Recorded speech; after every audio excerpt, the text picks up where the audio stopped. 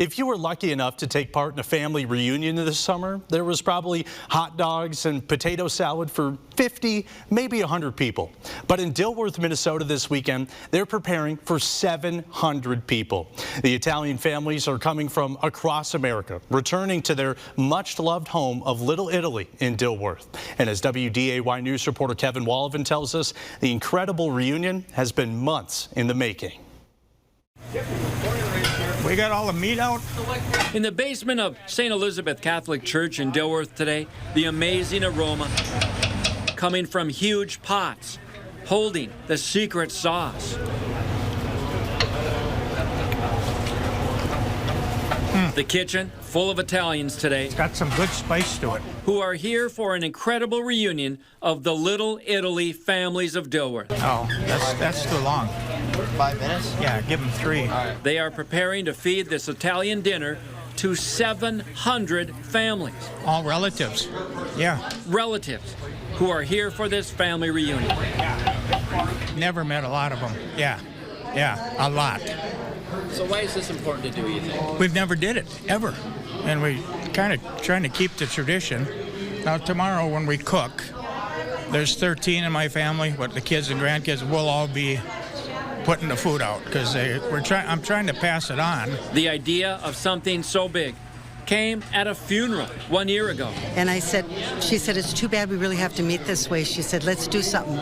She said, do a family reunion.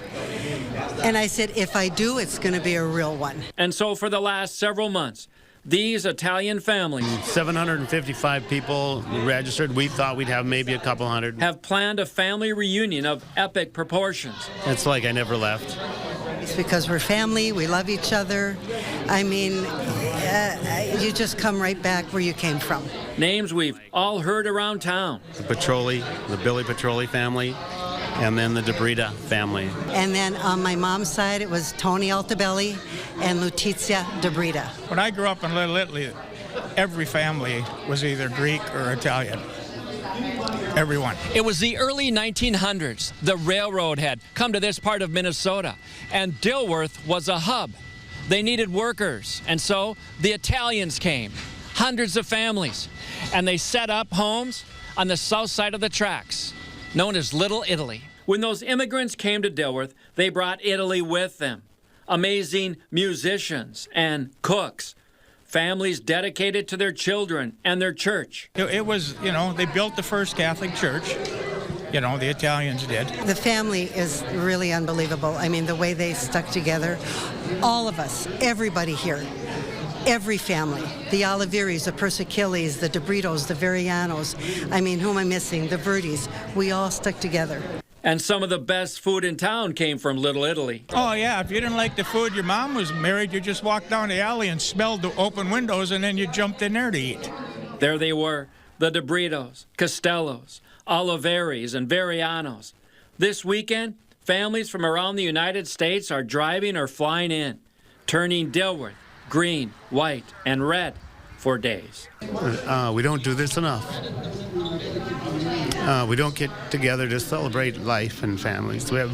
These are really good families.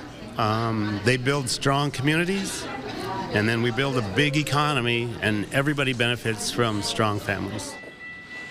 In Dilworth, Kevin Wallivan, WDAY News.